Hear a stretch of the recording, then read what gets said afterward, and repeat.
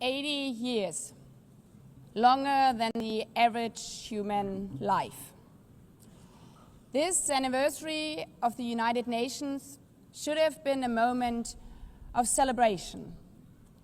But this is not an ordinary year. Just look at the state of our world, as the Secretary General described. Thousands of orphans in Gaza are wandering around the rubble, eating sand, drinking contaminated water.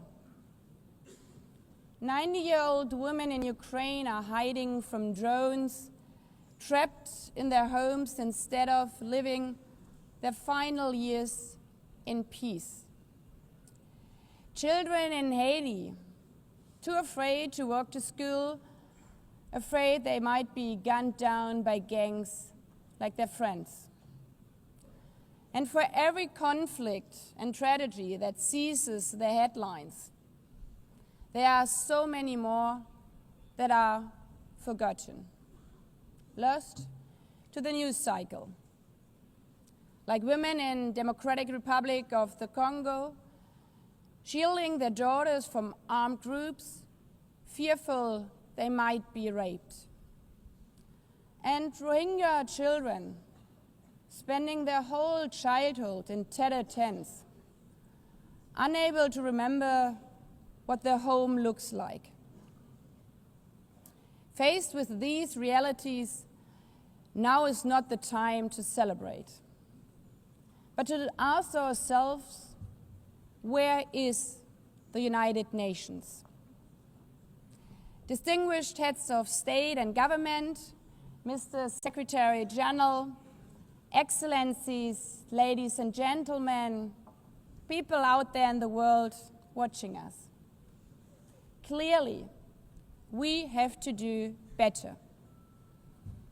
But what we should not let cynics allow to weaponize these failures, to argue that our institution is a waste of money, outdated, irrelevant.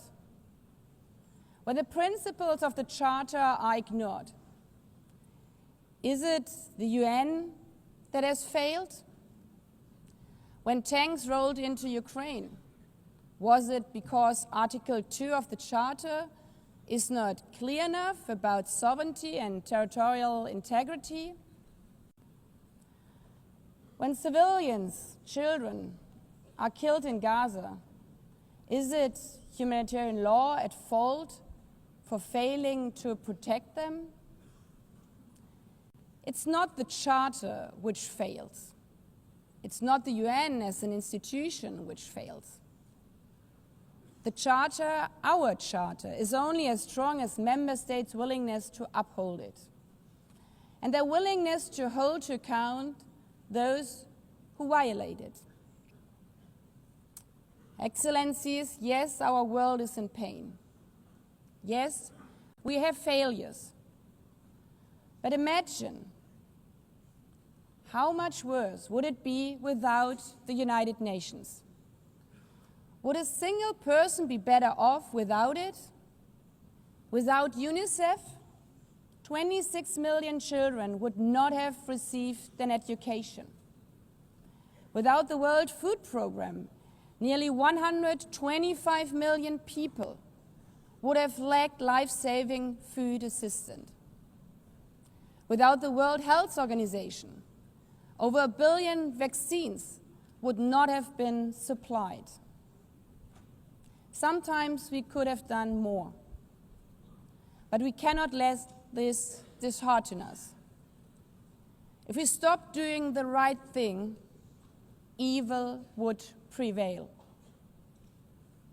This 80th session is not about big celebrations.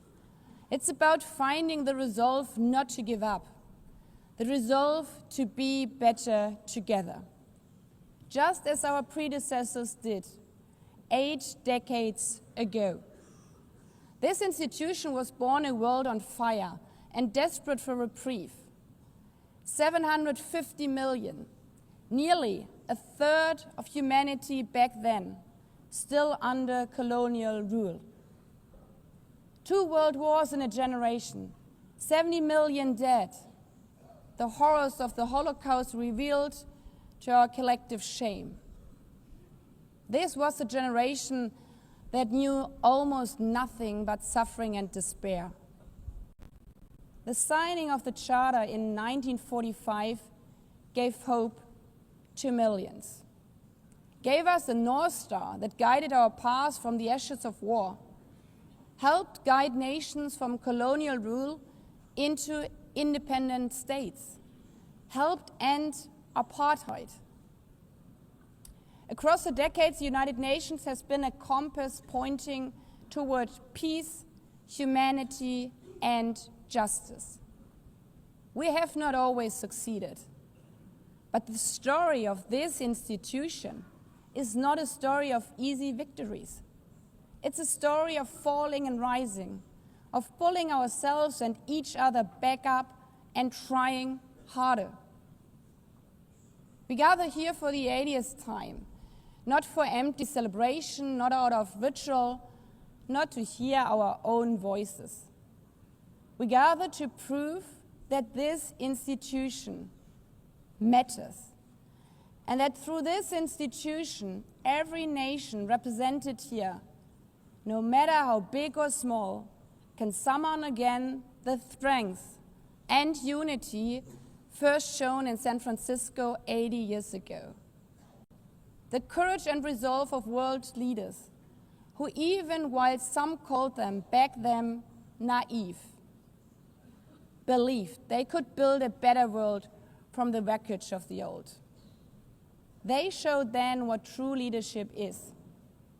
It's not about imposing your will or putting others down.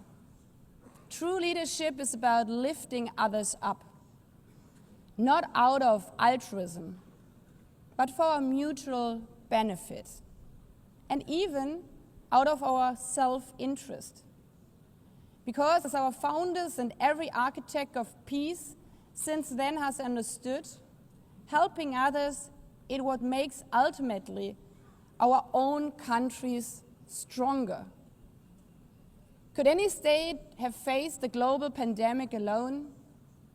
The virus did not have any passport. We were only able to solve it at the end with the support of the World Health Organization. The climate crisis does not stop at borders. CO2 emissions anywhere affect people everywhere. Even the wealthiest cities in the world cannot shield themselves from wildfires. And imagine coming here by plane. How safe would you feel to step into the next airplane if there were no International Civil Aviation Organization anymore, which is responsible for setting safety regulations for 5 billion passengers each year? How comfortable would you be with your children using the internet while AI is uncontrolled and unchecked, as the lines between what is real and fake start to blur? In this globalized, digitalized world, we work together or we suffer alone. Excellencies, the theme of this milestone session and the high-level week is therefore Better Together.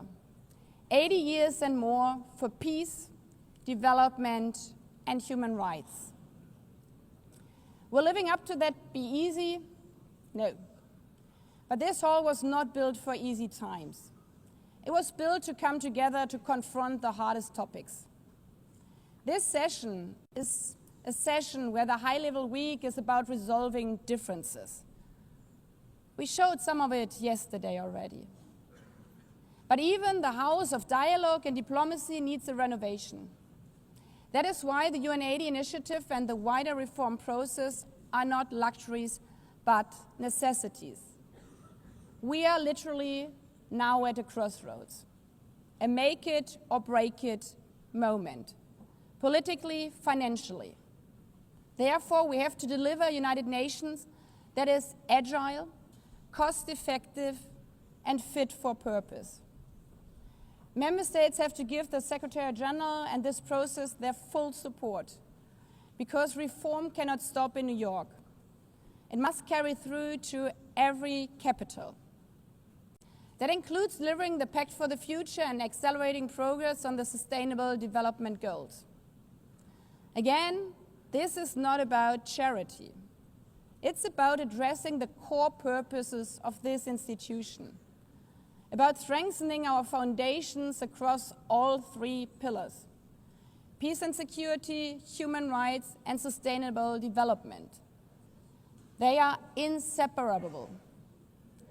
Leaving hundreds of millions trapped in extreme poverty, vulnerable to crisis, and denied their human rights is not only a moral failure, it's a recipe for global unrest, terrorism, and a tragic waste of humanity's greatest resource, its people. Put it simply, without the SDGs, there cannot be lasting peace. Excellencies, our future as an institution will also be shaped by the selection of the next Secretary General. And here we must pause and reflect. In nearly 80 years, this organization has never chosen a woman for that role. One might wonder how out of 4 billion potential candidates, there could not be found a single one.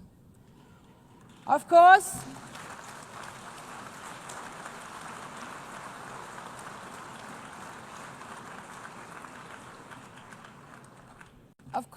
the choice rests with member states.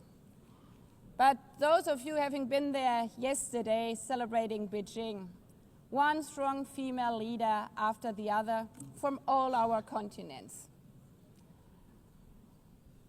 Like 80 years ago, we are standing at a crossroads. And it's up to us, to every single member state, to live up to the same leadership as your predecessors did, to act when action is needed, to uphold the principles of our charter, to be better together, to show the people around the world that this United Nation is there, today, tomorrow, and for the next 8 decades. Because, after all, it's the life insurance for every country.